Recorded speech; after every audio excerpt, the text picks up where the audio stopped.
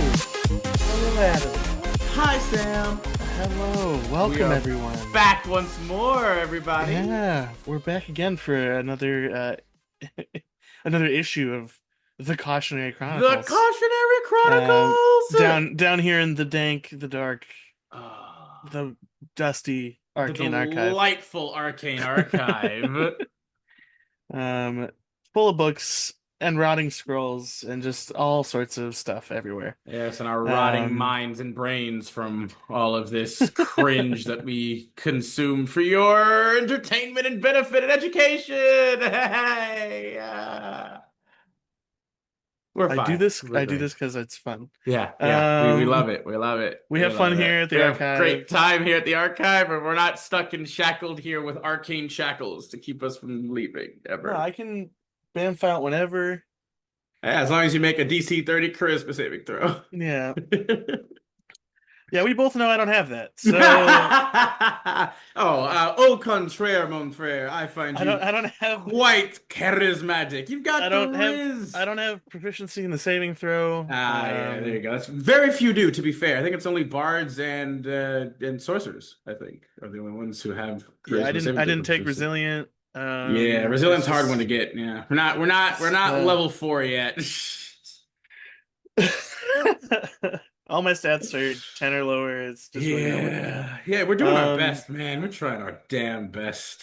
but I do have I believe we do have a smattering of stories for today. I think you guys are going to Um, enjoy these. These seem yeah, these pretty are cool. I like these ones. Please don't. Very cringy, of course, but Yeah, you know, yeah. Well, yeah. That's kind educational of is what we our. mean. A It's modus educational. operandi, yeah, that's kind of our MO, modus It's operandi, but it's they're educational. cringe-cational. They're cringe-cational, as it were. You can take that one to the bank. Cringe-cational. That is good. Patent pending in the Arcane Archive as our If official. only I could get the education without the cringe. But Hey man, sometimes you gotta dive in deep in order to get the truth, Sammy. You know what I mean? You gotta wade through the shit and the filth to get to that enlightened center, that enlightened core. wonderful. Well, I'll let all of you guys see my enlightened core if you subscribe and like the video if you're having a good time. Um, no, but seriously, please, if you enjoy what we're doing here, don't forget to comment, like, subscribe if you haven't. Any kind of interaction is always helpful for us. And as a bonus, you'll get to see my enlightened You get to core. see Sammy's enlightened core, and that's a promise. That has been a full-on Arcane Archive solemn oath here. You've Yeah, heard it I am here, not ladies and giving gentlemen. any other context to what that Nope, might or might not mean. absolutely not. You're gonna have to figure that out if Um, you go ahead and support. We I'm appreciate gonna you so argue. I'm much. gonna argue it's probably PG-13. Fair enough. Fair enough. We got to My keep it enlightened classy. core. Got to keep it Yeah, classy. yeah, yeah. But yeah, I can get us started unless there's anything else I I need to add believe you here. killed it, buddy. I don't think I could Awesome. possibly said it better myself. Take us away, Sammy. Well, you've already seen the enlightened course, so it's it just works out that way. But I'll start us off with our first story.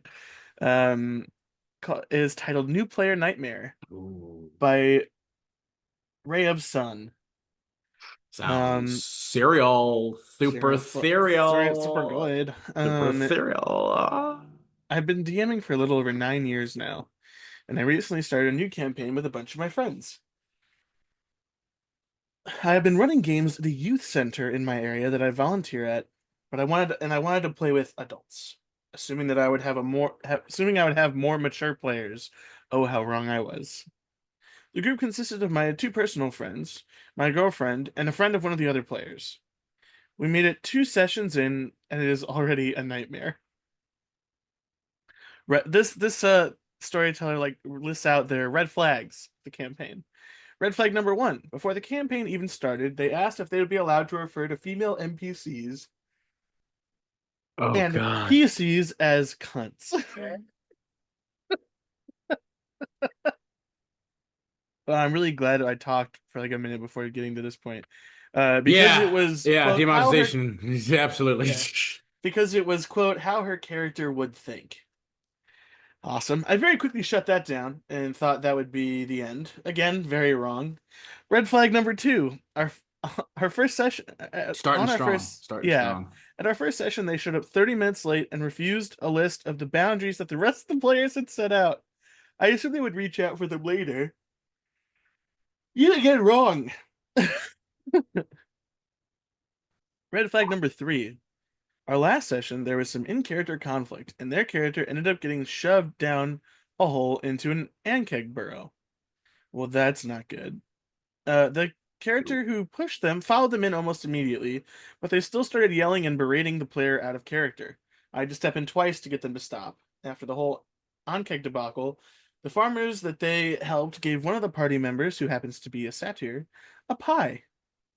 They approached the brass line, basically think a fantasy train line that are powered by fire elementals.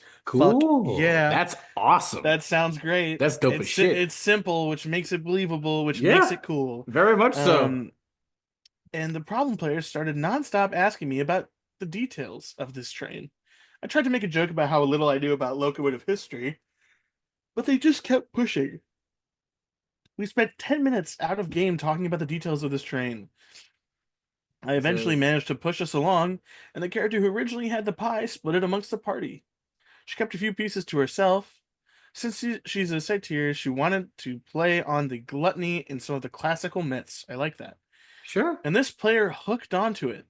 One of Okay. the banned topics at our table is negativity towards food/diet culture, because several of my players struggle with eating disorders. That is a very fair, Yeah, I don't really honestly, I don't think because that's a particularly difficult no, topic to because I not. can't. Can I be honest? I can't think of a single time that's ever come up at a table I've That's played what I'm at. saying. I don't think Even that'd be even when being particularly gluttonous, difficult to like not, comment or talk about. it's almost like it doesn't matter at all. Like Because kind it's of a fake especially world. yeah, you're in a fantasy world where you can eat as much as you want and basically kind of look the same. It's magic. You're Yeah, magical. You can pig out as much as you want. It's not really a thing. yeah. They immediately started shaming them, surprisingly aggressively, and even though I tried to get them to stop, they just kept going. I eventually had the party pet, a pseudo dragon that hatched during their first quest, use its sting attack on their character, who ended up rolling poorly and going unconscious. Edit to clarify, the conversation surrounding the food was Whoops. completely in character, and the party pet had been established as overly protective of the satyr character. Then they proceeded to throw a fit and refused to roleplay for the rest of the session. Now, I think this is where your first mistake is. Your first and actually, I would say, only mistake here, because there is a little bit more after this. If you're at a table and someone is the way that they're role playing or the topics they're bringing up are a big no-no, you don't you don't punish them in game. You stop the game. That doesn't like having them go unconscious because of a roll like on the table. It does not solve the issue at all. Yeah. Like I think you said this multiple times before, obviously, and we'll probably have to say it many times after. I think there are moments where there are certain things that maybe should be solved in game, such as if a player is kind of being a shitter in game and it's like, oh, consequences for the character. You know what I mean? Because the character is doing stupid decisions. Play stupid games, win stupid prizes kind of thing. Sure. But even then, I really would have to depend on the situation because more often than not, your best bet is almost always going to be to like have a conversation out of game, especially if you need to, if things really are getting like as like heated and intense as OP is saying that they were with this person, just kind of going ham, going in, like you might need to even just put a quick pause on the game to be like, whoa, hey, can we hang on for a second? Like you guys are kind of coming on a bit heavy and hard here Yeah. And that's not against like against this player. Like that, can we like we just like if it wasn't on purpose, no problem at all. It's okay. It's all right. We're just noticing. I feel like there might be a little bit of some personal feelings kind of mixing in here. So let's just take a step back, reset, and we go again. It's the same thing as like if you're an actor in a scene that people are filming and shooting, right? Where it's just like if sometimes things are getting like a little bit too intense or heavy, sometimes you got to be like, hang on, cut, hang on a second, just you You guys okay? Things are maybe getting a little bit heavy. Like, hang on, just take a second, breathe, just reset real quick. Take yourselves out of it. Get back into the character, the scene itself. All right, let's get back into it. Sometimes you need to Yeah. do that, and that's okay. Like, if things are getting that hot and heavy, it's fine. Like, you probably shouldn't just like, you know, attack the character if they're not necessarily like doing like a. I mean, I don't know. Like I said, I like it. OP does specifically say that, like, they tried to get them to stop. Like, they apparently tried to like talk with them and be like, hey, please stop doing that, or hey, be aware, or whatever, and they just kept going. So I mean, I guess I don't really understand that in terms of like, if you try to get them to stop, like, did you try the aspect of just stopping the game real quick, like pausing it and being Yeah. like, hey, Because that's what you should do, or like, unfortunately. was it like, I'm just I'd be curious to know like what tools or what ways you implemented to try to get them to stop initially before you then proceeded to utilize again an in-game consequence of stinging a character who also, I mean, technically I don't know what level these guys are, but like a pseudo dragon sting isn't gonna do that much damage even if they fail. Like, Yeah. so I mean, I don't know. Like, even at lower level, like, pseudo dragons are deliberately not very strong. It's kind of the point.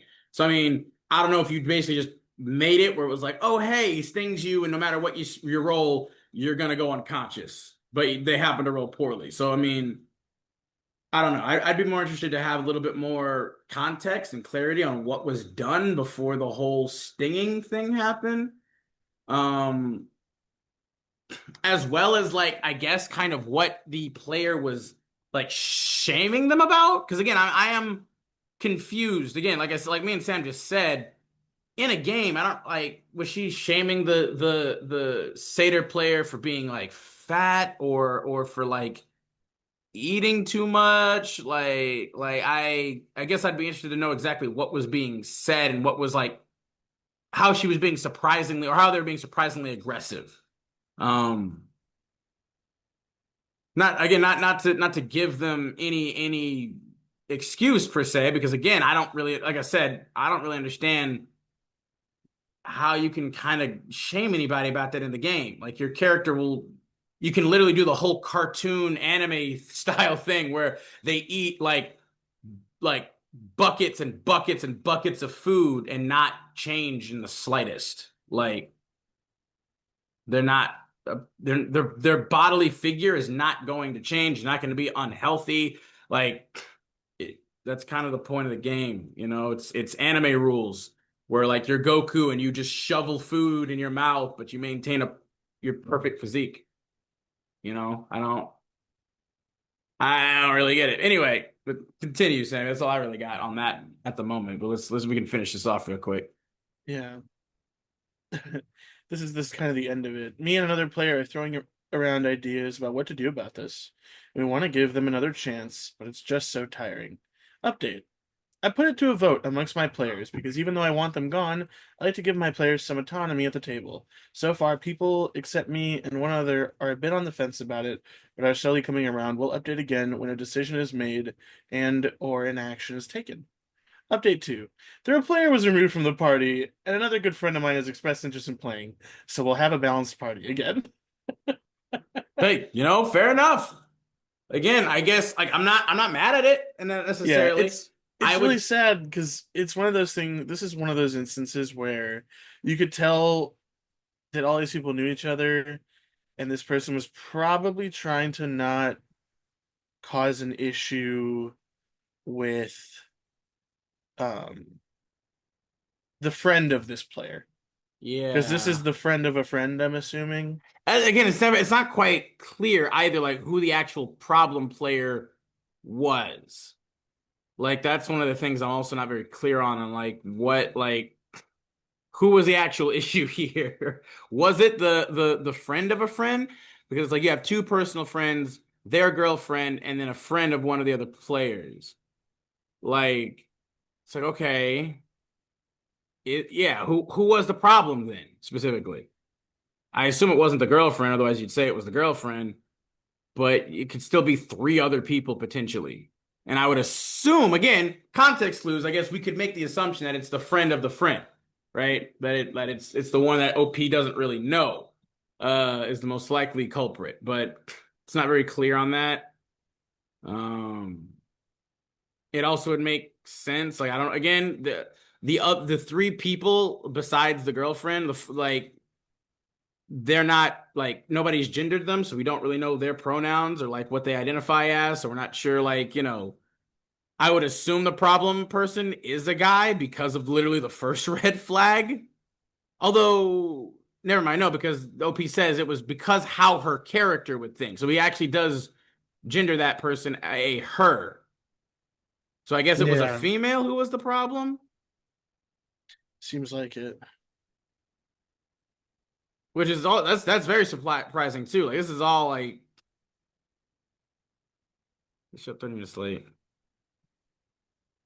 and refused a list.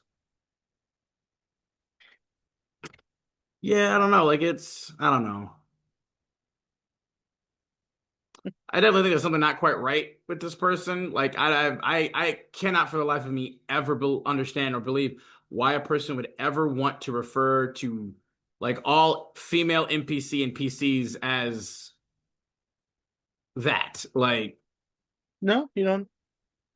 nah, I couldn't for the life of No, me. it's not something that you're.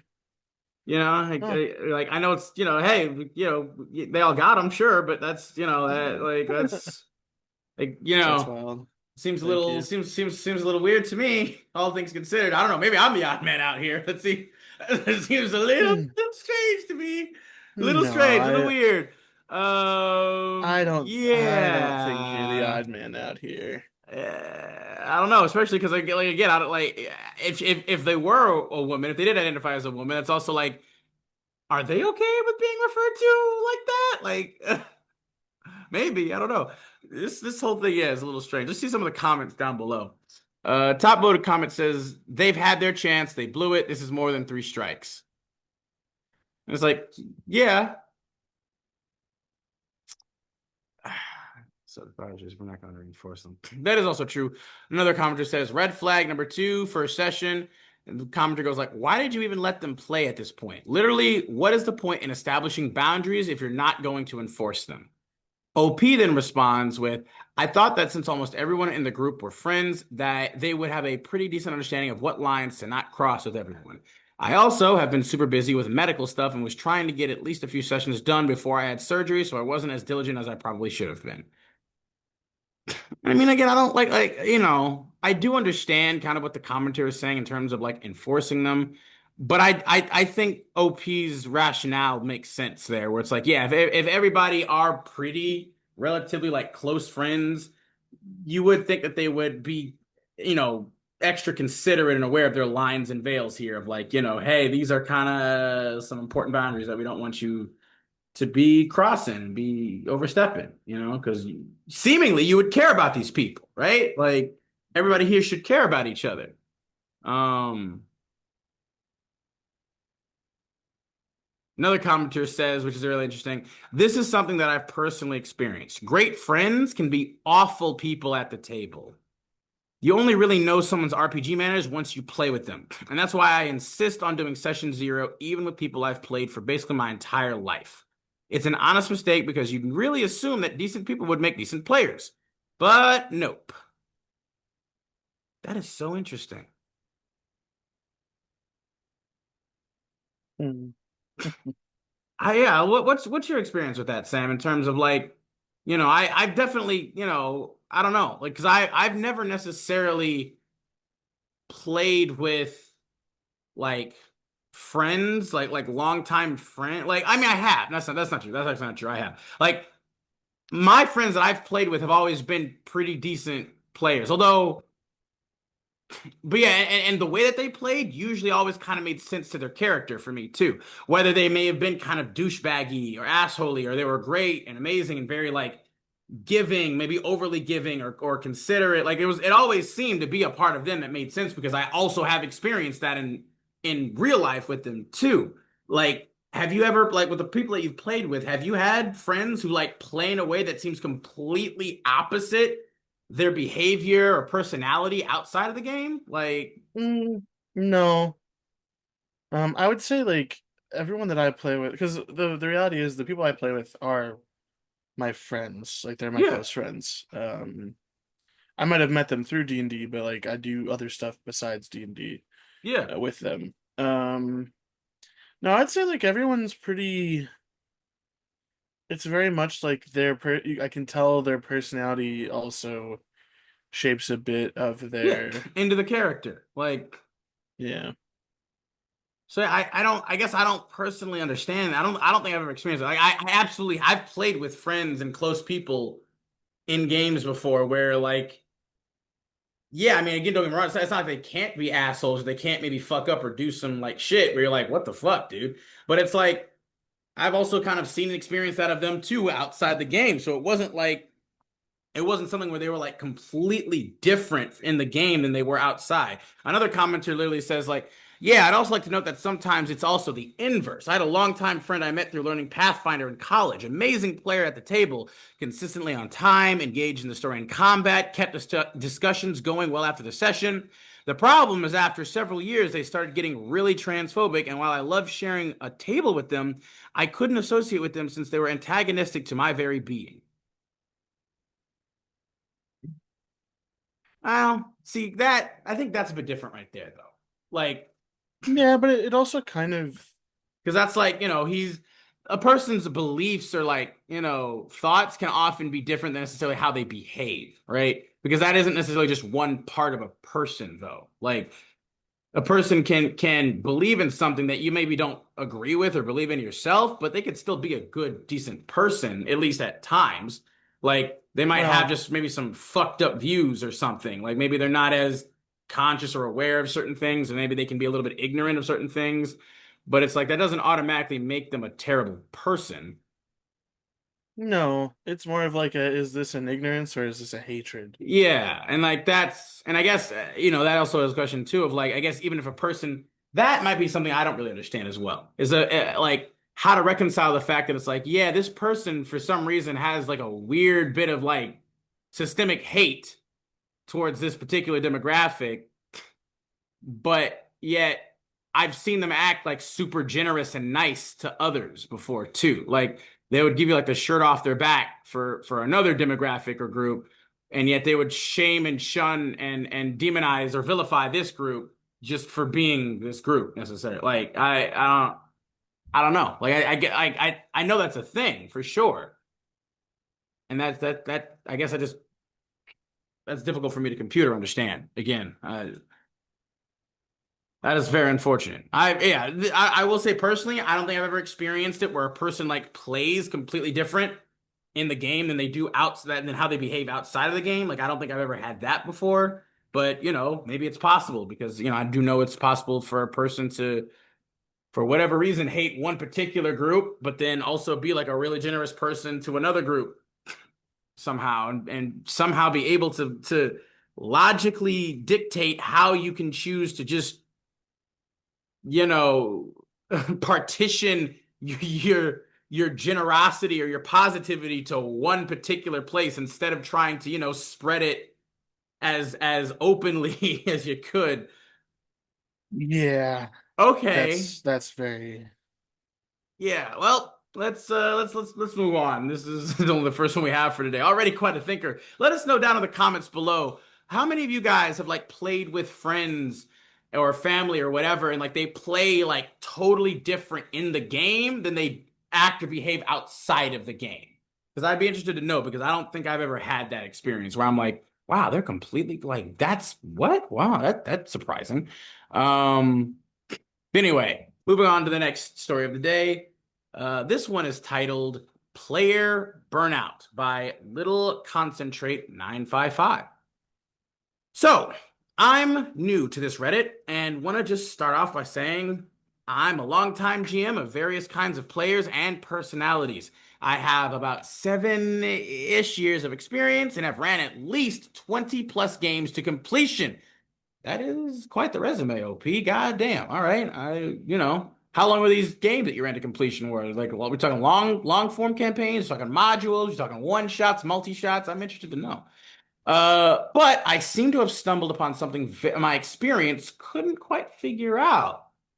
Interesting. Well, you've come to the right place then, OP, if you ever happen to see this video. We, in our expertise here, can offer perhaps our own take on what exactly is happening, and we can collaborate here a little bit. Let's see what you got.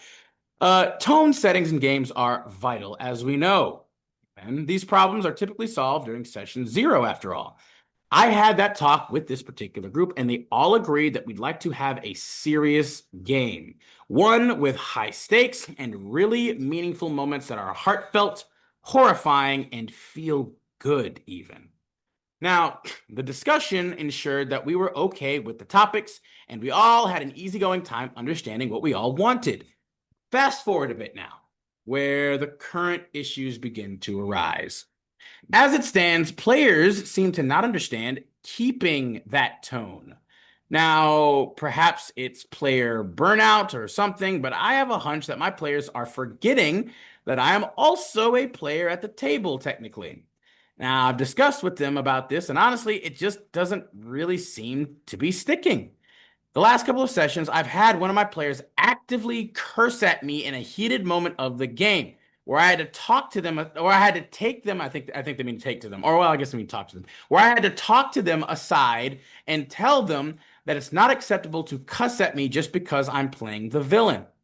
It would have been different if he said it as his character directed to the villain, but he actively pointed at me and cursed me out upon circumventing one of my encounters as if he basically outsmarted me.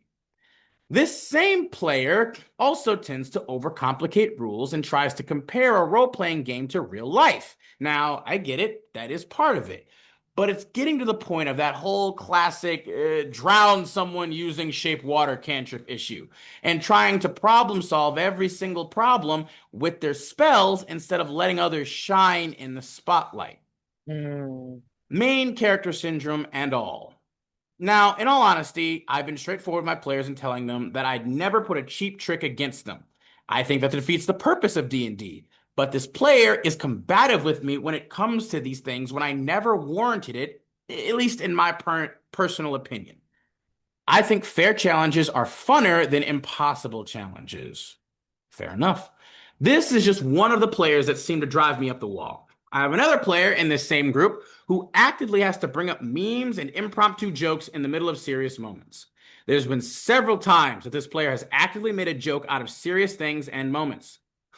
A little bit of a run-on sentence there, OP, but no problem. Again, another talk aside, and we forget it only for it to start up again. One example is how I put in countless hours of making an encounter with a villain fun and memorable, something to really emphasize the grandeur of this villain. Yet, the meme player just has to say something to ruin the moment, like how the villain was barefoot and proceeds to make weird foot fetish jokes. Another example is how there was a serious moment of sewer slide being discussed between an NPC and a different player, and the player who has to bring up jokes began to really make a joke out of the sewer slidal depression one of the players has. I had yet another talk, but it isn't sticking at all, as these jokes keep coming up and they keep trying to tie their jokes back into the game. More discussion, more talking about what the player wants, but I just still cannot seem to get it to stick. Now, I think the overall tone of the game has changed, honestly. It isn't something serious anymore, and I know this probably wouldn't be a horror story, but it kind of is to me. I put in a lot of effort to this game, and I've tried ensuring everyone is having a good time, and I try to address the issues. But I get spat on and essentially forgotten about when it comes to the actual work that I put in. It makes me feel as though my players forget that I'm also playing at the table as well. That I've been hanging a knife over the cord of this game for some time now. And I have at times thought that it's the moment to finally cut the cord. This isn't the game we agreed on. And the other players have expressed that to me, and kicking out players isn't really an option, unfortunately. I am somewhat expecting criticism for this, perhaps even hate. But I figured I'd share with you all anyways, and perhaps see if there are similar experiences. A wise crab once said that no D&D is better than bad D&D. Hey, shout out to Crit Crab. Well done. Yes, we love him. I plan on inviting the more polite players to another game, and I've learned that not all friends are D&D friends. In post. Well, right off the bat, buddy, what do you think about this one? Well, I mean, I agree. Like that's the reality is, unfortunately, you never know how your friends are at stuff like this until you I still play don't with get it. them. Like, But there's got to be something because, like, some of my friends annoy the shit out of me. But they're not bad people, but they just annoy the crap out of me, and I don't know if I'd want to be at a D&D table with them long term. yeah, I mean that's what I'm saying. Like I feel like that. I again, I like the person said before that there's like the inverse of certain things, and I'm like, I don't think. Like I said, I don't know. I don't think I've ever experienced somebody whose personality I either like maybe wasn't super keen on for long periods of time, to then be like in a game where they're like super awesome, completely different and down. Like I'm like.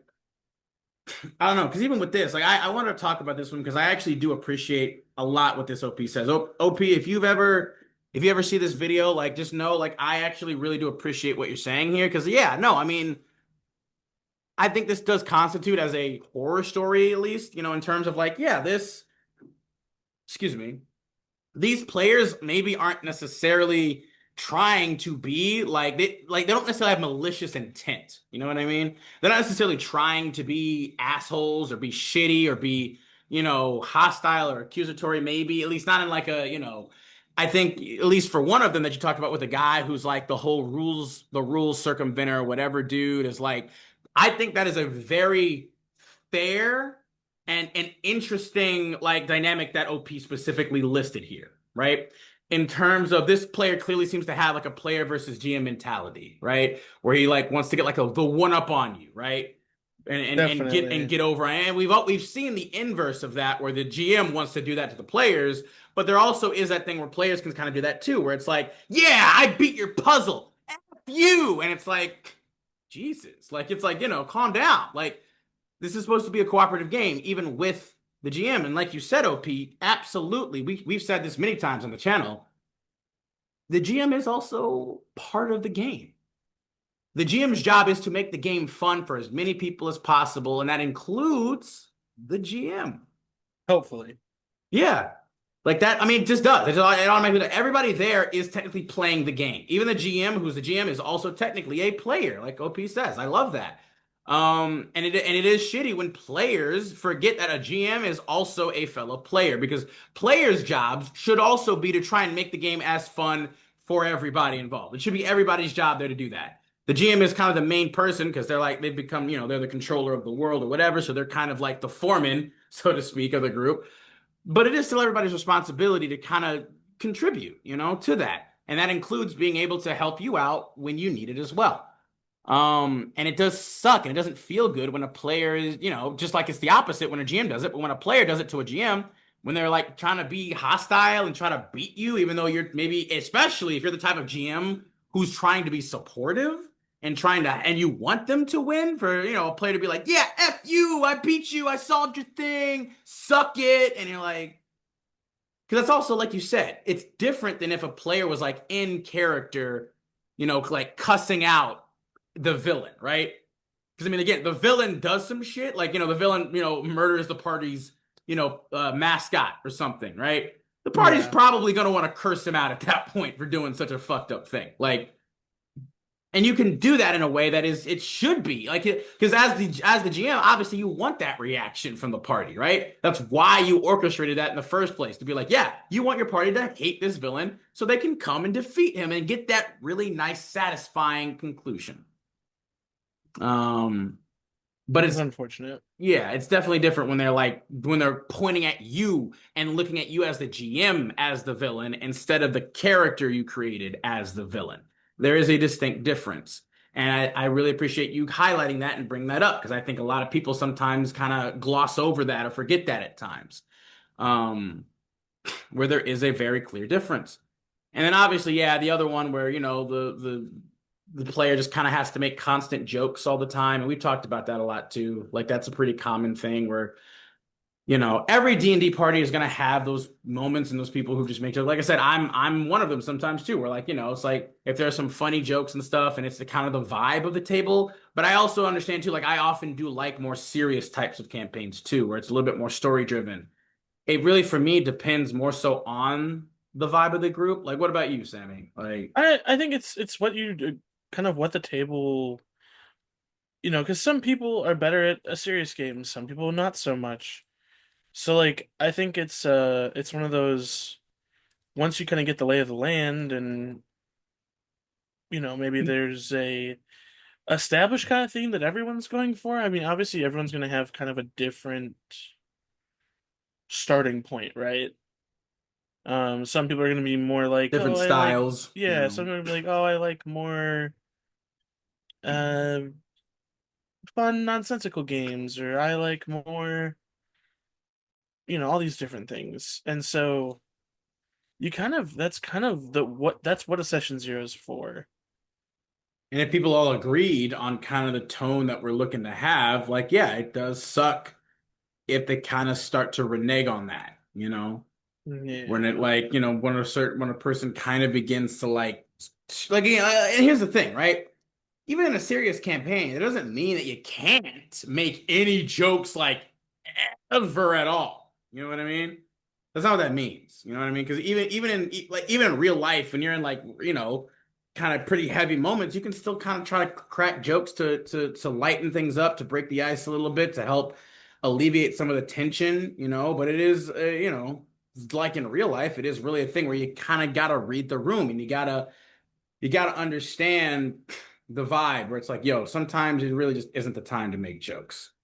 Like sometimes you just kind of sometimes you just gotta be sad. Sometimes you just gotta be serious. Sometimes you just gotta be mad, And Yeah. you can't solve every situation or every problem with comedy and brevity and levity. Like, sometimes you gotta let those other emotions marinate and flow so you process them. Like that's again, both in the game and in real life. It's the same thing. And I'm definitely not a huge fan of overly like if you have agreed that you want it to be a more serious kind of campaign, I'm not a huge fan of somebody bringing in too much comedy into it.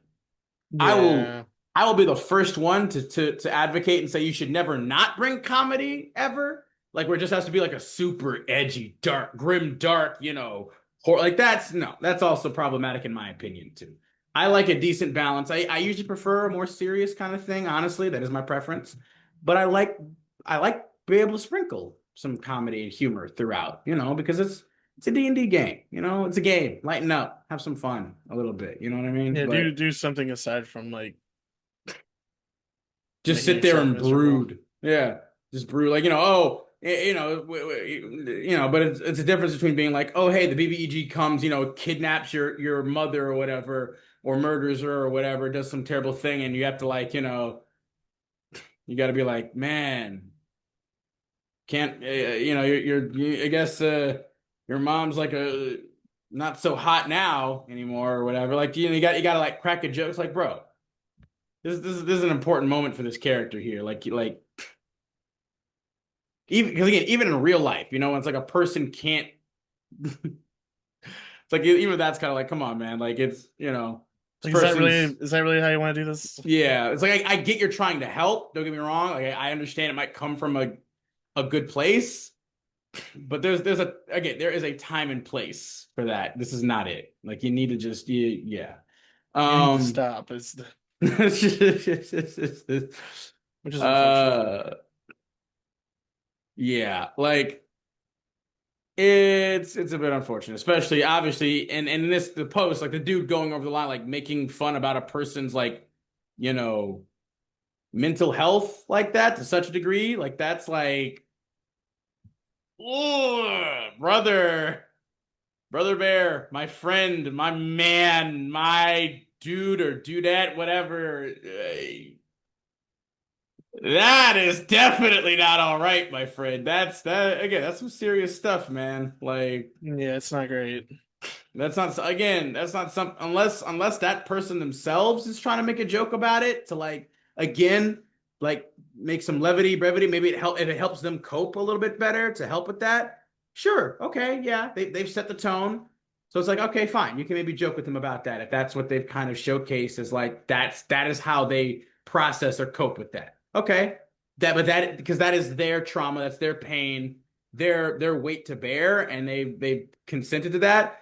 But if they're like, if this is some serious stuff and they are already maybe sensitive about it, like don't just come on. That's just in poor taste, brother. That's just in poor taste. It very much Uh, is. anything else you got about this one, buddy? No, that's all for me. All right, let's go ahead and move on to the next one then, by all means. All right. I have the next one. Need advice on leaving a campaign or not. First of all, English is not my first language. Oh, sorry, by Tombets underscore SRL. First of all, English is not my first language, so let me know if I explain myself badly. Second of all, if you know who I am, If don't you read. think you know who I If you think you am. know who I am, don't read. If at any point you think you might know me, stop reading. So as the title says, I need a little advice on whether to leave or stay in a fifth edition D&D campaign. The first bit Uh, of relevant info is that everyone in this campaign lives in the same dormitory. oh boy. Therefore, I would have to deal with any social aftermath for a couple more years. Hmm.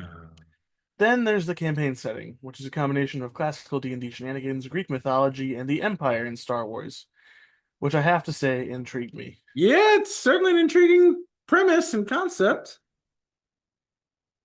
During The, session 0, the GM encouraged us to build our characters to be focused on creating interesting stories and not going for optimal builds. I would usually, see, first mistake. Do both, obviously. yeah, I would usually go for both, but after session 0, I decided to conjure up something funky and created an artificer that met a potential patron just before the start of the campaign, setting up a potential but suboptimal multi-class that would have served more interesting storytelling. And here and there was my first error. I deliberately kept the identity of this patron unclear and mysterious in my backstory and said to the GM to put whatever entity he saw fit. I also add that my only three family members were, quote, abducted by said entity. Hmm. Let's go to the first couple of sessions. My character wakes up in an unknown town, having been found unconscious in the wilderness by another PC. The very first thing that happens is I begin speaking my first words of the campaign. DC 15 wisdom check to not start crying. I failed. What?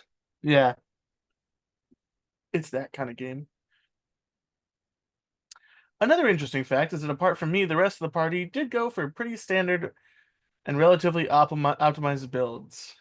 You have your Goliath Barbarian, the Druid, the Druid Druid Cleric. cleric. Yeah. That might be a typo. Yeah. And most importantly, the fighter, a samurai with a gun. This will be relevant later. Ironically, that's probably yeah, pretty effective, actually. Fast forward a couple of sessions, I discovered that apparently my patron is Gaia. Gaia, literal Mother Earth, which Huh. seems to be but she seems to be particularly evil and not mysterious about her motives and intentions. I was bummed a bit, but shame on me for leaving it to the DM to choose and then not liking the result. Yeah, okay. I mean, I respect taking accountability for that, OP. That's fair. Not even a couple of hours after I discover my patron, um, or discover what my patron is and wants, the village leader, an NPC cleric with a magical trident, and an amulet that my patron suggested stealing, with an unheard amount of nonchalance, casts God knows what kind of magical barrier and proceed to reveal my patron to the rest of the party, and specifically what my patron tasked me to do, recovering items to unseal her. My Hmm. character obviously did the only reasonable thing and denied everything, as at that time they really didn't have a deep bond with anyone in the party, and most of all, his family was being kept hostage. I later discovered that apparently the barrier somehow impeded Gaia from listening in on our conversation, which to me sounds a bit idiotic as we are talking about one of the most ancient entities in Greek mythology. Yeah, if talking about the Titan, yeah. Yeah, so this is literally okay. Here's your patron. First guy you meet, Steal his fucking they put you in a bubble and expose your deepest, darkest secrets to the party you don't know very well yet. Great DMing so far. Um, Fast forward a good amount of time in other sessions, we are underground to save another PC's, another player character's allies, and we found ourselves in a town that is being terrorized by a so-called herald. Okay. We are unlucky enough to meet this NPC, who made a grandiose entrance with a giant dragon construct. Wow. Well, I'm a battlesmith, so I think finally I have something to use my construct knowledge on. Maybe the GM will let me upgrade my companion in some way. Oh boy, was I wrong. Of course. You see, when I wrote my backstory, I specifically characterized each of my family members to fill a different role. An Eldritch Knight that served as a tank, a sorcerer's range support damage, and a cleric for healing. And finally, my battlesmith as melee support and utility. Each member of the family also had a different aesthetic, physical characteristics, implying that unbeknownst to my character, no one in this group was actually related by blood. Imagine my shock when this Herald NPC, whose description didn't match any of my family members, and had a mechanical dragons mere weeks after the game's start of the adventure, turns out to be my elder brother. Really couldn't have seen that coming. Turns out Gaia got bored and decided to transform my sibling and make me fight him because I was working too slowly. The aesthetical change didn't bother me as much as this changing of the class. We fight my sibling and win, yet I now need to explain how the combat, let's say, evolved through the campaign.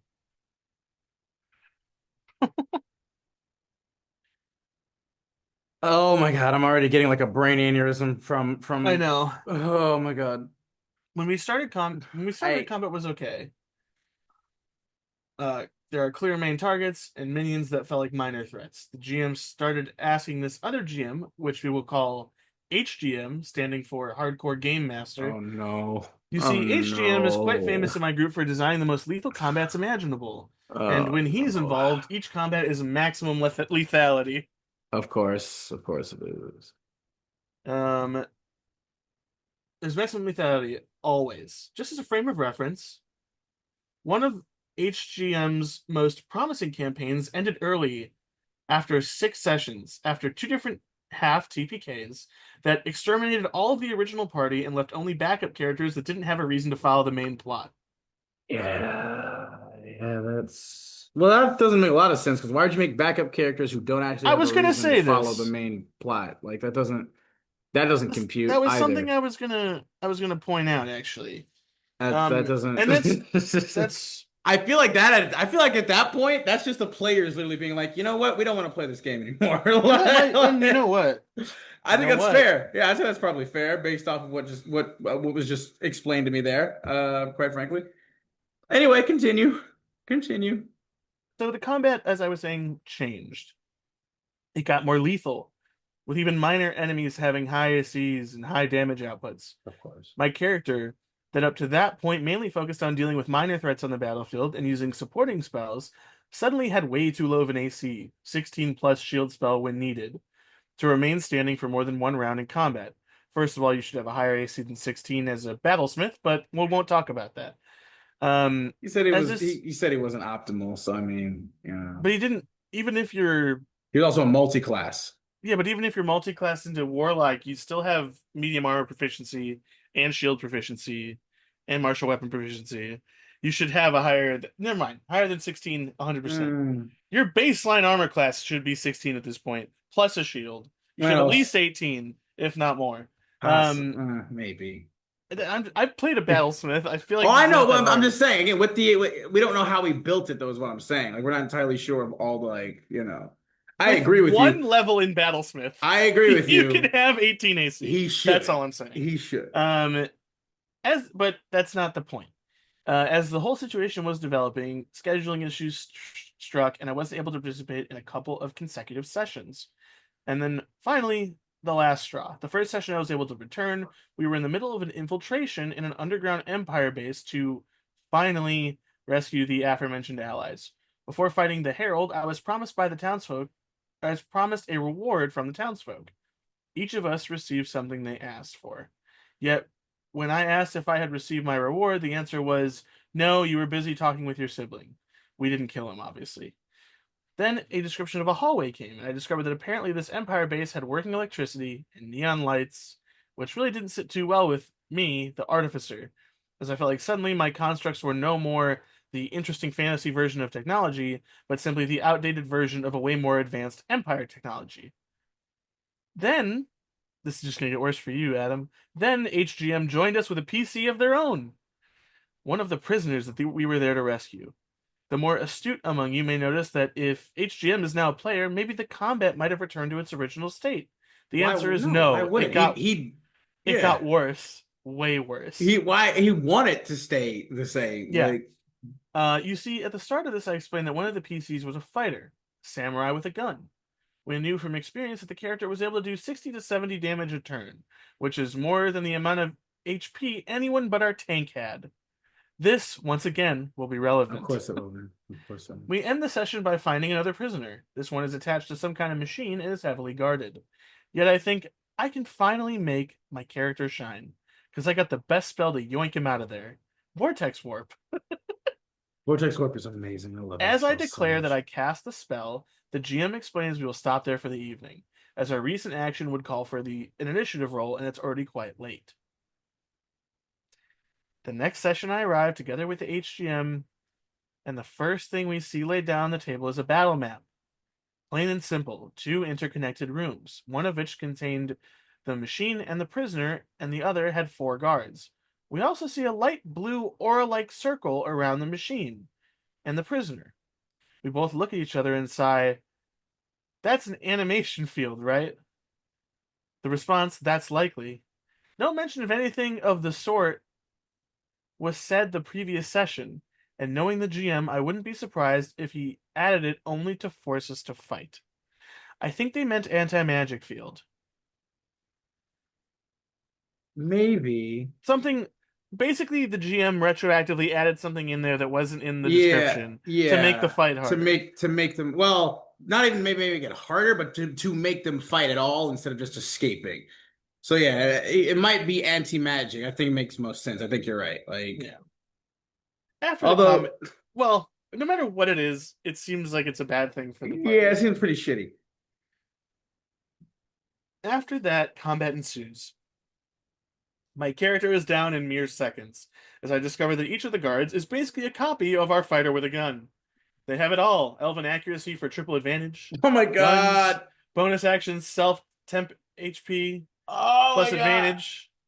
As more and more guards descend from above, the machine, somehow impervious to the anti-magic field, it was anti-magic, transforms the prisoner into the cleric beast from Bloodborne, which starts killing anything on sight, friend and foe alike. As one of the guard attacks me, as one of the guards then attack me while I'm down, I accumulate my third death save fail and finally die. With the cleric, then the cleric, which was separated from us during the infiltration, um, runs towards the fight at Godspeed. After 3 hours of combat, we close the session as my character was revived at the last possible second, and we run for it. We are now on summer break. So you might ask, why would you remain after all that? Well, I have a number of reasons. We are all friends. Some of us more actual friends, some are just friends. They are my main social group 5 out of the 7 days of the week, and I would highly prefer to not hear for half of those days about the fact that I left the campaign. The GM, as we were wrapping up the last session, announced that he thinks the campaign will wrap up in 4 to 6 sessions. As soon as you said you read the part about more and more guards above the machine who are somehow impervious to the anti-magic, I was kind No, of no, just the guards aren't impervious. done. The The machine. the beast and like the machine were impervious to it. Yeah, well, so the machine somehow impervious transforms the prisoner into the cleric beast. Yeah, again, as soon as you said that something was impervious to the anti-magic, I was kind of done at that point. Like I didn't even want to hear the rest of it at that. I'm like, oh my God, like that. I have. I have visceral physical, like ill responses to that kind of shit. That shit fucks me up like nothing else is when GMs pull this kind of crap where they're like, rules for thee, but not for me, kind of thing. Of like, hey, I'm gonna make this little thing here that makes it basically difficult or impossible for you to do something, but I'm not subject. None of the other beings in my world or me are subject to that same rule. This is just for you guys. And it's like that. Oh my God, I have such a problem with that. That fucks me up like nothing else. Like that is like one of the few things that literally once makes me want to like leap across a table or leap through my computer and like strangle them sometimes. I'm just like, what is wrong with you? What, like, and again, I understand. Acolytes, I really do. I get it. GMs, I understand the desire at times when it's like, especially maybe if you have some rowdy players who aren't good at kind of letting certain scenes breathe with the gravitas and the intensity and the weight that they need to really make them hit well. I get it. And you might maybe even, and here's the thing. I've already said it before. I'm an advocate for a little bit of railroading. I don't mind that. I think that's a good thing. I think it's important at times. Yeah, sometimes you need to kind of maybe light your players' asses on fire a little bit to get them to start moving, especially if they start to get a little bit too static. They get too stuck in one place for a bit too long. Hey, let's move. Come on, let's do some. Let's go. But there is a big difference between that and just adding arbitrary difficulty. And not even difficulty. It's beyond difficulty. It's bullshit, is what it is. It's just straight cheating bullshit. That, again, doesn't even affect everyone, just the players. And the GM then just coincidentally forgets for it to affect things that he thinks is cool and wants to happen. That can go fuck right off. I have nothing for you for that one, but that's oh God. OP, for me personally, look, we've said it before, I'll say it again. If these people are really your friends, have a conversation with them. Look, I'm not even going to tell you to leave right away. Have a conversation. Have you had a talk with them about the way the game is run, is played, your grievances, your issues? Does anyone else feel the same way that you do? Have a conversation before you dip. And if people are all saying that they're having fun, that it's good, and you're the only one out, yeah, leave then and just take it. Do you think it'd be worse to stick around for the next 4 to 6 sessions? I don't know how often you guys play. It's like 4 to 6 weeks, maybe. A long time. Like it's, either way, it's still gonna be a long time.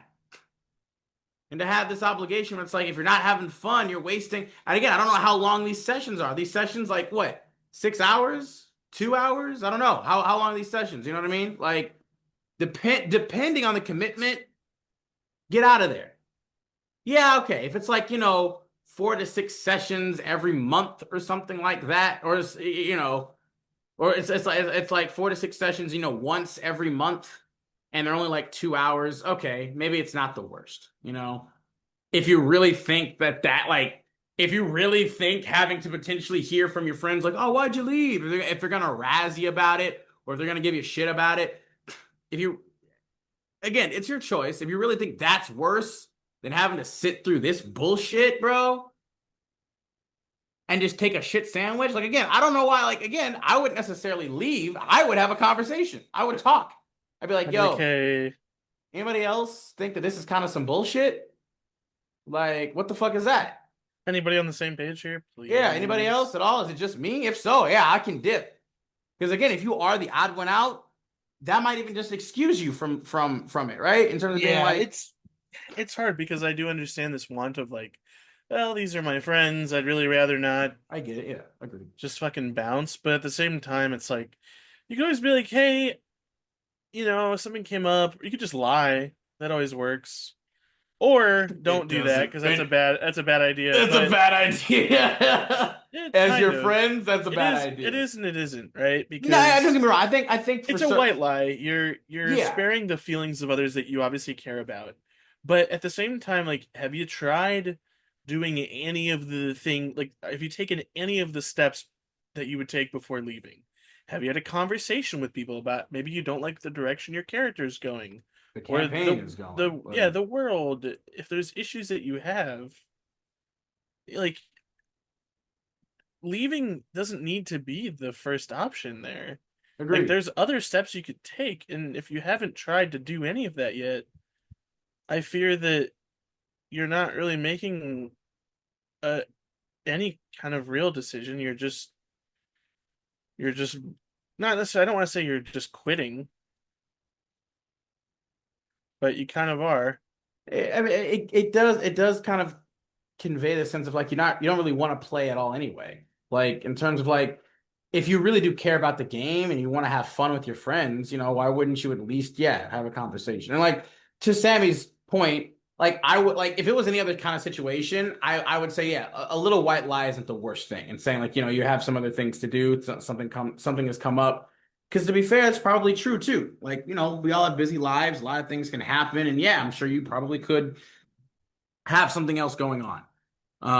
But obviously here I would say it's not a great idea because you yourself said you live in a dormitory with all these people. And so they'll be much more probably, privy to your actual business and life and things,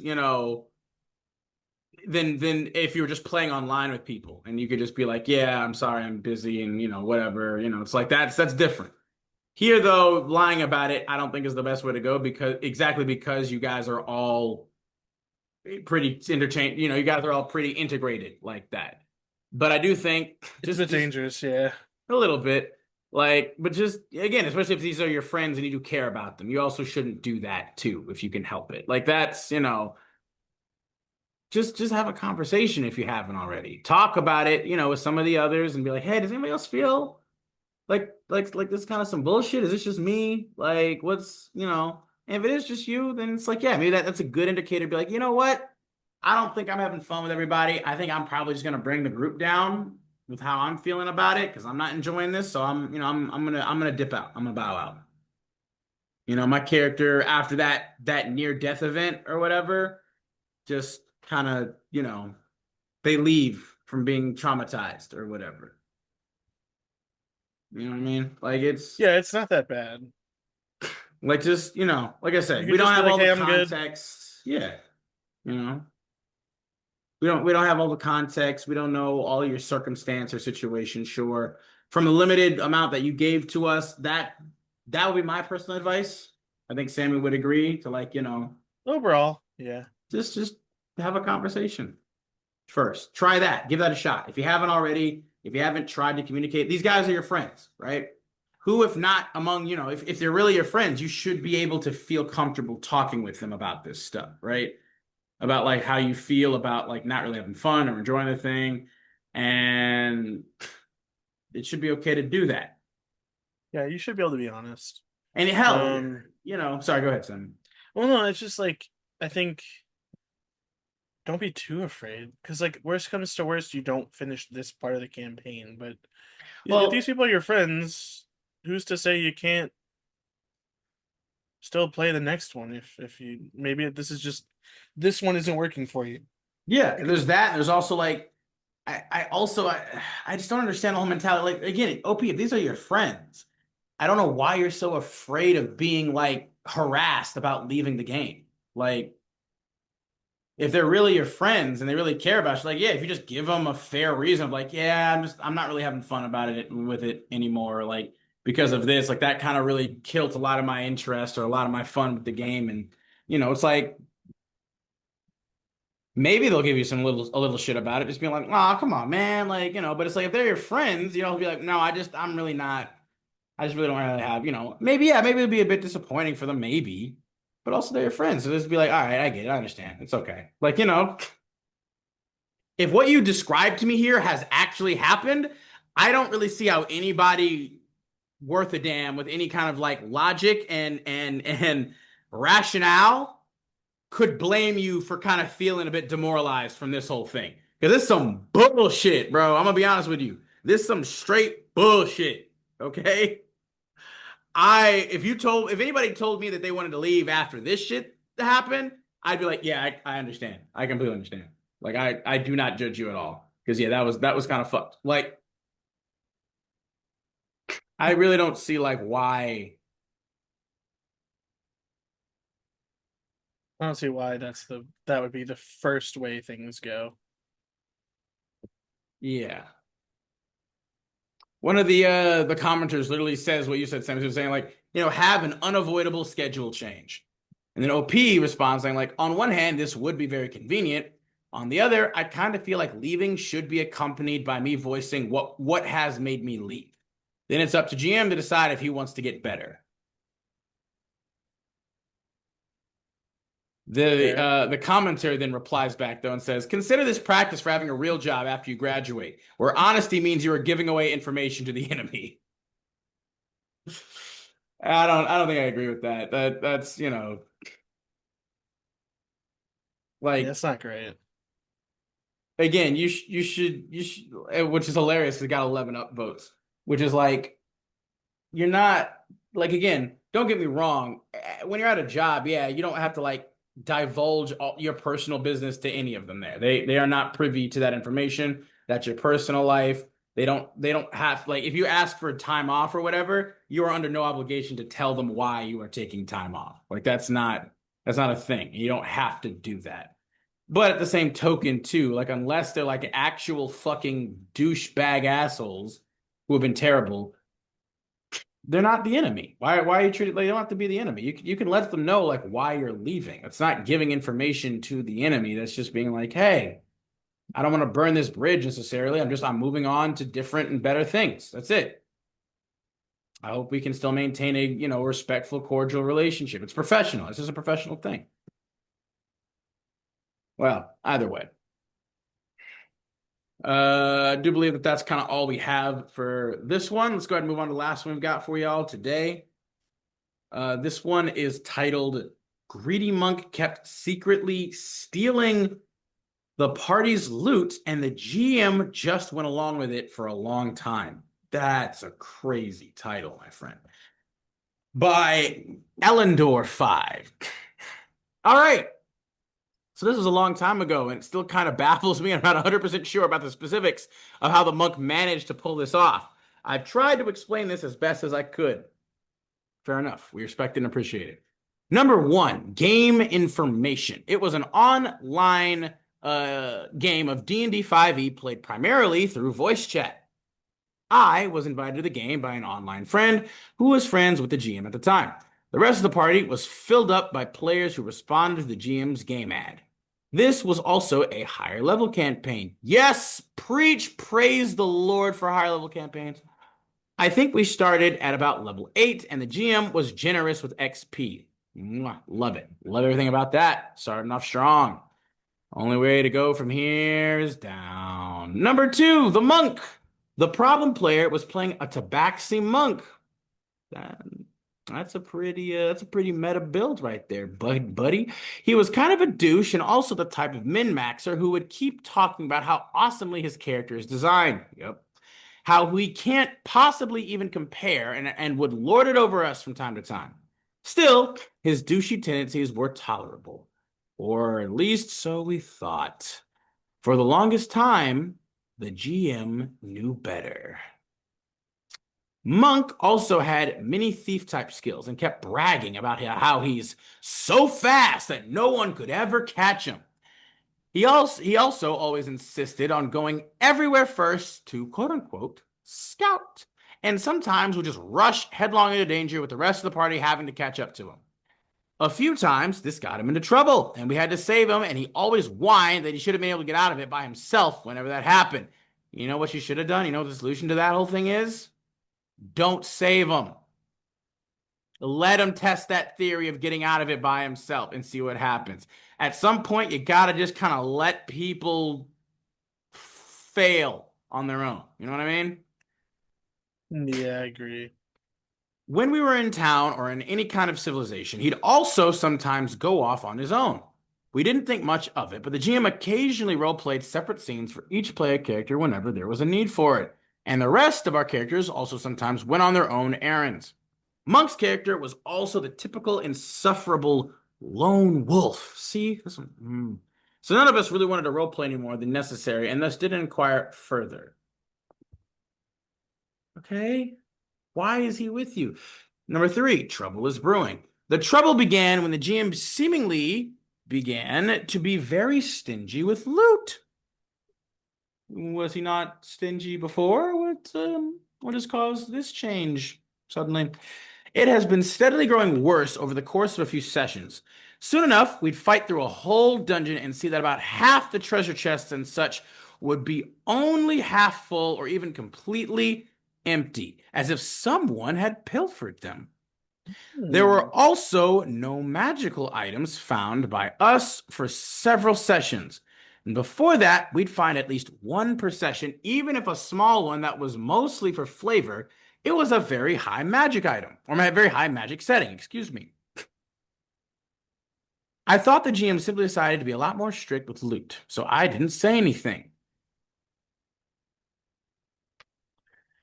At one point, we were fighting an undead warlord who stole the ancestral sword of my character's family. But when we got through his castle into the treasury, the sword wasn't there. And again, half the treasure chests were mysteriously empty. Hmm. I thought it was simply a plot hook. Nigga.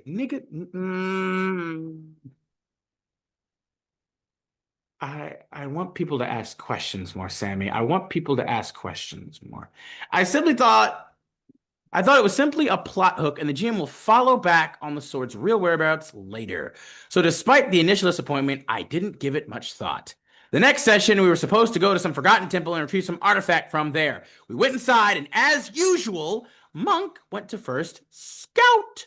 There were no enemies inside, and as soon as we set out to follow the super fast monk, the GM announced that to us that we hear the monk screaming in pain. The monk seemed confused by this, and as soon as we got inside the room, the monk was in. The GM narrated that we can see a large statue of the goddess whose temple it is. Underneath it is a large, ornate chest, and there are some runic letters on the chest. And in front of said chest was the monk, now turned into a golden statue.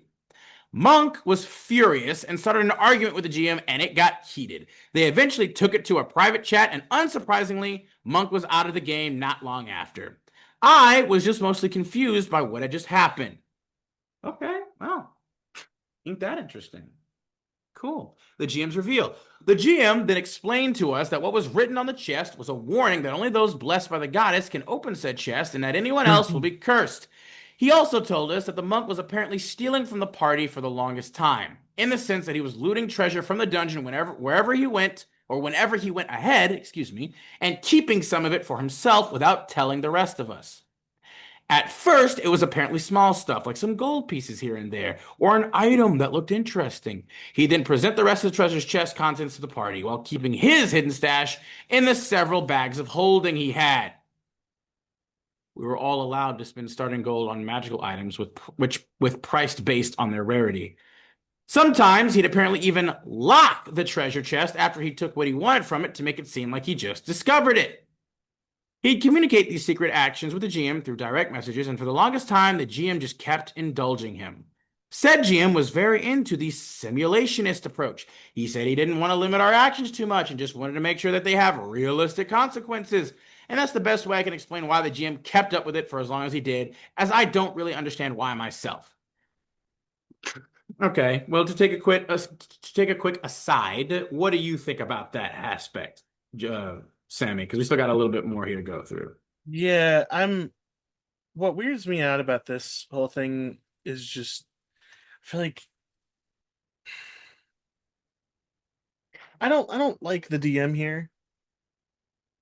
Just in general. It's like the weird role-playing separate scenes, the whole let's see. It feels like the monk having all these things and like being really good and just letting them do that every time is also a bit suspect. Because I don't know about you, but when I play with a group, it's yes, there's going to be someone who's the best at something, right? Yeah, usually everybody's kind of got a part to play here, But that doesn't like mean that nobody else gets to participate in that. Agreed. or do it also. Give Like it a shot. I play rogue a lot or something that's good stealth. It does not mean I'm the one doing the stealth every time. Or at least you're just the only one who ever does stealth. Like Yeah, that's it seems ugh. well, not just that. I mean, I don't necessarily disagree to a certain point with the GM's mentality of, limiting player actions. Like I can respect even to a certain extent a GM who's like, yeah, you know what? If it makes sense for your character to be able to do it, okay. Like I'm not necessarily going to say no to that because in world you technically can do that. It's not something ridiculous. It's not something like over grandiose or stupid or whatever, fantastic. Like, it's like, okay, yeah, you can technically reasonably do that. Um, there is, however, of course, the whole other aspect of like, in situations like this, I was also faced with a similar thing where when I was a professional GM myself, there was a player who at one point, when I was running for people, they wanted to try and like snatch up like essentially the players all had like their reward at the end was going to be like obviously a decent amount of gold, but then also like they would each get like two health potions each. And one of the players ended up like getting to the chest first, and she wanted to loot it, and she wanted to take like all the health potions for herself. And I was like, okay, sure. There was an NPC who was with her. He was unfortunately kind of an idiot. And so I gave him kind of like the chance to like roll like a history check to see if he Mhm. could remember how many health potions that she actually took. Because she was trying to like, throw some shade or or say some she complained about like when I was like, you know, hey, to be fair, she did do it out in the open though. Like it was something where it was like,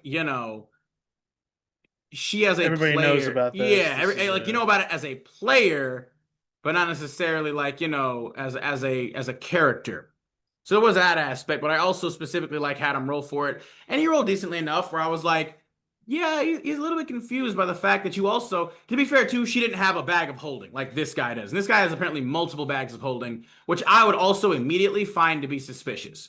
Why do you have multiple bags of holding? Why is there more than one bag of holding in a party unless everybody has one? Like, or unless you were able to find maybe like two or something, or you bought like, I don't know. But you have one guy, multiple bags. That's fucking sus. Uh, but anywho, I would also specifically say to her where I was like, okay, yeah, you take these like there was like what, five characters. It was like you take 10 potions of healing and stuff them in your sack, your bag, and your bag is now like bulging with vials and clanking with potions in your Mhm. pack that you did not have before. Like where it's like this is not something that you're going to really be able to easily hide from your party. Like it's going to kind of be pretty obvious you didn't have this before. Like that's a lot of potions that you're just trying to all take for yourself right now. Yeah, it's not quite how Um that works. and that is problematic, and I understand not wanting to, and so I try to do it in a way that was still in world where I had one of the NPCs who was with them be able to at least recognize like, wait a minute, there was like a lot you took, like shouldn't you give some of those to the others or whatever, like things like that. Like I would say, yeah, you know what, yeah, you don't want to just immediately say no, you can't do that, even though it is a dick move and it's shitty and you probably should have a conversation with the player about that, I would say, Mhm. because that's problematic.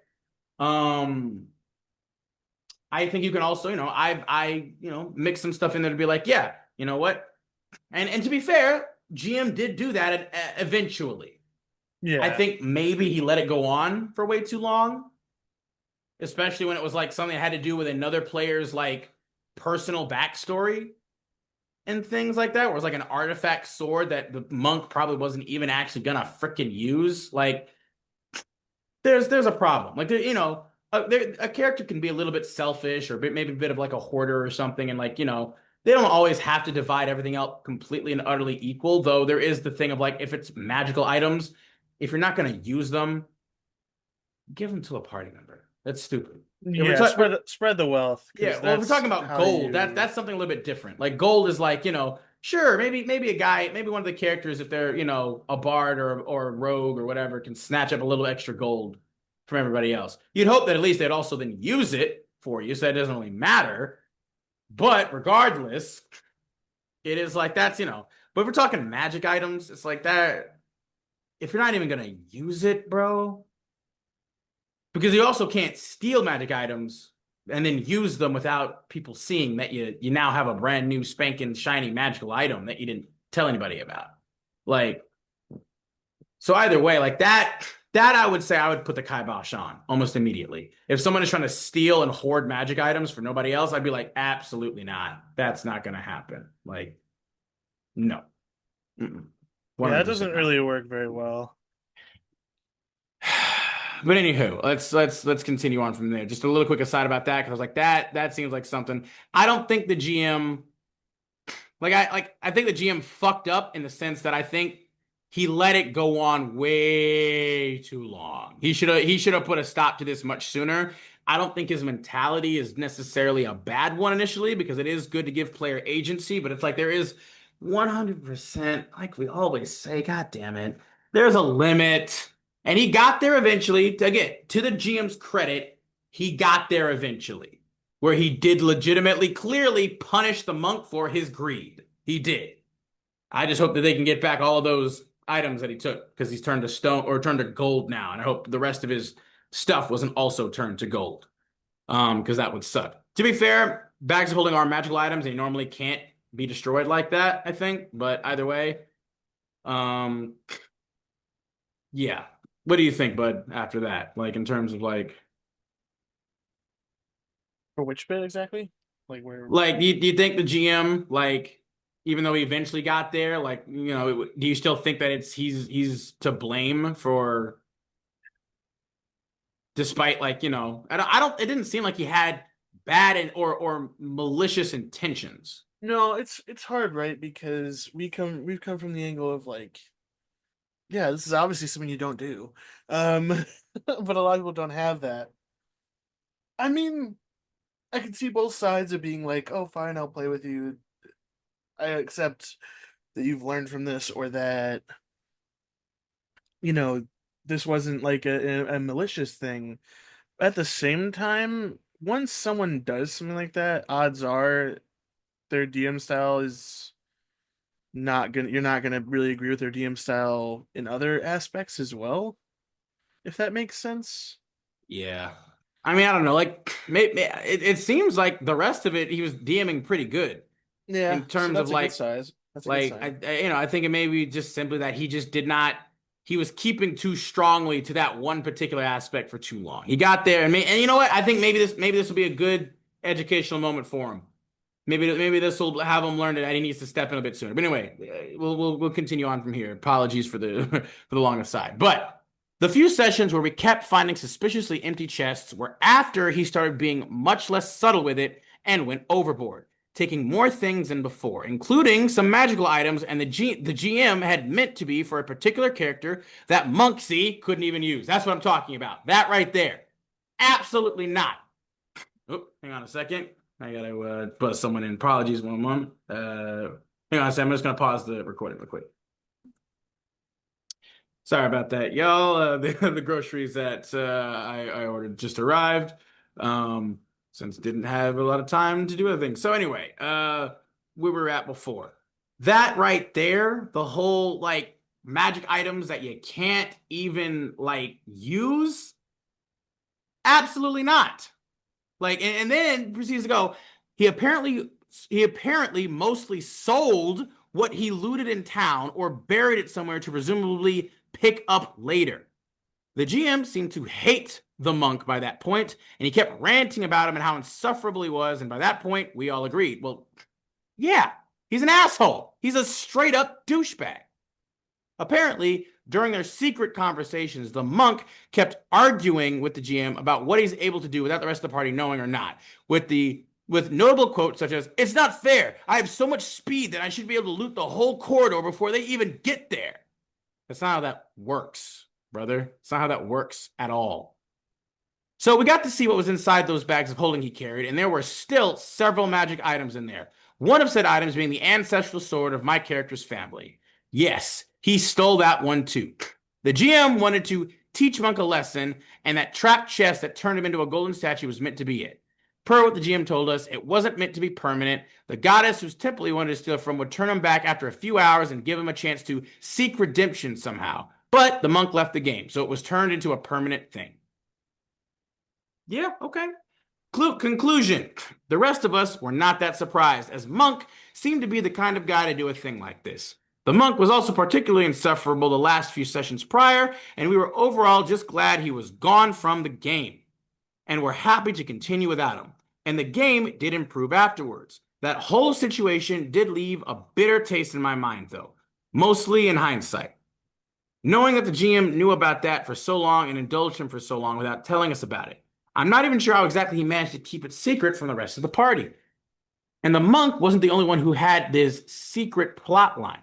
I remember that the sorcerer was heir to some kingdom, which he kept secret from us, and was using the party to get strong and rich enough to help him with his throne back from the usurper. But as far as I know, he wasn't stealing from the party, nor acting against us in any other way, unlike the monk. I mean, just because somebody has secrets doesn't mean they're acting against you. This is what I'm talking about. I feel like OP is like unfairly like placing blame on other people of us. Like, you didn't tell us everything. You weren't being completely, utterly transparent and honest. It's like, well, that's okay. Like, you know, it can be a fun kind of thing where players are keep certain secrets and things at times. But anyway, keep a secret from Mr. Parson. Okay.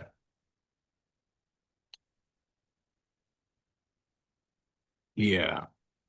I don't want to make it seem like I'm criticizing the GM too much, as he was great otherwise. Okay, see? But I don't think this was handled well. Yeah, 100% agreed. I wish he just had a chat with him to cut this sort of behavior sometime early on and booted him out of the game if he continued doing it. Yes, I agree. I think that that's perfectly fair. Edit. To make something clear, we did ask questions in character when it seemed relevant, tried to investigate a bit to see if there was something fishy going on, mainly towards the end, but didn't learn much, so moved on. Our party wasn't that good at the relevant skills, except the monk, which is why we didn't really protest when he always wanted to scout. When it came to that castle treasury and the missing sword, we did try to investigate, but there weren't any real clues left there. At least none that the GM let us find. See, I would say that is a problem. I would have absolutely left clues. So we ended up assuming that the sword was somehow stolen from there years ago for all we knew. We had no real leads to go follow regarding it, so put on a back burner and focus on something else, figuring that a lead might present itself in the future. And we all had side RP. That wasn't anything unusual. Monk had more of it. Again, not strange since he kept acting like the lone wolf. And if we didn't feel obligated to let him stay for out-of-game reasons, our characters probably wouldn't let him remain part of our group, as he was just generally shady. I feel that part of the issue was a difference of expectations between us and the GM. There was a lot more going on in the game besides the monk stealing some of our loot. This resulted in us being much more interested in different things and focusing on them rather than the mystery of some empty treasure chests and missing loot. If it continued, then we'd likely start paying more attention to it. But after Monk went overboard with this, it didn't last long enough for us to make this our priority. GM was fond of sprawling dungeons with multiple routes. Monsters/enemies would be scattered all about, patrolling or just living whatever life they had, and the prospect of treasure could be anywhere. It wasn't just treasure chests, it could be coffins or urns or whatever made sense too. So there was enough for the monk to grab if he explored the side passages and such. The strange thing is that I don't even remember the monk being split from our group that much. Like, we'd finish a combat encounter, then loot whatever the enemies had on them. Monk generally only looted enemies that seemed like they are important/could have some cool stuff, or engage in some post-battle roleplay and such. Meanwhile, Monk would leave to scout as soon as the battle was over and rejoin us soon after, telling us what he found. I think that the GM was kind of lenient with him and let him accomplish more than he should be able to do, probably because Monk kept whining whenever something didn't go his way. By the time the golden statue incident happened, the GM seemed to dislike him even more than the rest of us. End post. Again, I feel like right off the bat, one of the biggest things. One thing I will say, I think that the GM did poorly. Why go along with the fact that the monk is stealing things secretly? At least in terms of like, why didn't you just say, oh, you get to the treasure room? This is what you find openly.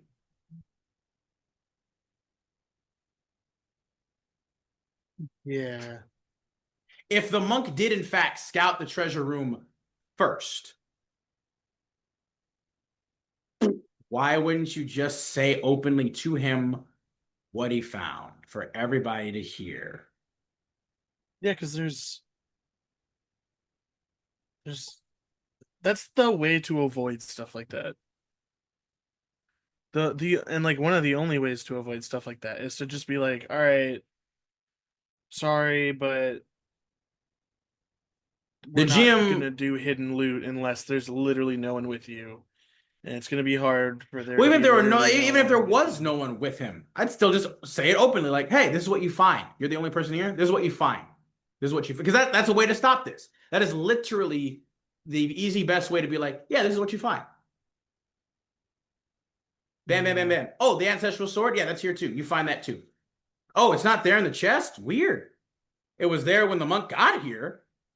What? Huh? Like, another thing that I don't really understand is, again, the GM not giving any of the other players any other hints. Like, they literally asked about the ancestral sword. Like, I would have literally asked the GM, like, wait a minute, did we said before that the enemy had the sword, right? It's like, yeah. Again, like, I don't know why the GM wouldn't just be like, yep, he had the sword. You know that for a fact. So where is it? He So had yeah. it. It was here. And you could even literally say things like, "Oh, and these chests look like they've been opened recently. There was dust on them, and it looks like the dust has been disturbed recently. It looks like there are like maybe some claw marks on there too. Jesus. Like, there's so many things you could say. There's so many things. Like, roll an investigation check. Roll a decent investigation check. Cool. I don't think, especially if the monk is going fast, he's not doing this like slowly and meticulously. He's gonna leave plenty of evidence that he probably was there. Again, claw marks, maybe some hair, you know, something. He's trying to do this quickly. He's saying he is so fast, he's going to do this. Okay, fair. You leave some claw marks as you're like scratching open these things. Those claw marks look fresh. You see, yeah, hair from, color that you seem familiar with, almost feline in nature. Strange. Like, I will say I definitely don't agree with the GM in that regard. He definitely made a mistake in that he allowed this to go on for too long. He apparently seemingly didn't give OP any real, like, he didn't give any of the other players any real evidence or any like chances to actually figure it out. Like, I feel like almost like I feel like almost like the monk had had some kind of blackmail against the GM and like blackmailed him to letting him do this for as long as he did. And then somehow There has to be. the GM got the blackmail back or something and was able to kick him out. Because as much as the GM seemed to hate him, I don't understand why you not only allow him to continue this behavior for as long as you did, but then also not give your players any real hope or evidence to help figure it out. Like, something just stinks to me about that.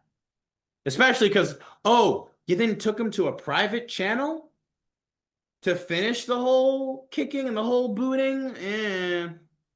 Something stinks to me, brother. Brother, something stinks to me, brother. I don't know about that. I don't know about that. I mean, hey, It's a bit stinky, obviously, if it's over now, sure. I guess that's fine. but I Yeah, don't I mean, know. again, It would definitely leave like a very poor taste in my mouth as a player, and then I probably would have to have like a long conversation with the GM about like, hey, can we maybe go over what the expectations are now that we've had this wonderful problem? that is the next step. Like, that is like, you gotta like certain lines and veils must be drawn in order to keep this kind of thing from happening ever again, because there's a clear problem. Like, again, I don't know, maybe the GM is just that much of a passive like punk bit of a wuss who just doesn't want confrontation and is hiding behind that under a thin veneer of, well, I don't want to impede on player agency. What it really is you don't want to confront a player about shitty behavior. Like that would be problematic. Yeah, That would be something that I would find completely egregious and unacceptable. it's You not know, good. like, I don't know. Either way, anything else you got about this one, buddy? No, well, one thing, just if you join a table and you don't want to have stuff like this happen, just make sure you re-up on your assumed social contract with people at the table. Fair. That's a good bit of advice. And ask questions, acolytes. Yeah. Again, one of the things I will say about OP is like OP was like, oh, I didn't think anything of it. It's like, don't, you know what they say about assuming? It makes an ass out of you and me. Okay? Don't assume. All right. If something feels a little, you know, strange, a little off, there shouldn't be anything wrong with just asking a question. Like, hey, wasn't the sword supposed to be? You said the sword was here, right? Yeah. Can I get a sense if like of why it's not? Like, were these opened recently? Like again, to basically be like they assumed. Well, we assume that they maybe were taken like years ago or something. It's like, well, but you were told that the BB that your enemy had the sword. So anyway, either way, go ahead and take us out. But I think that's all that we've got for you today, y'all.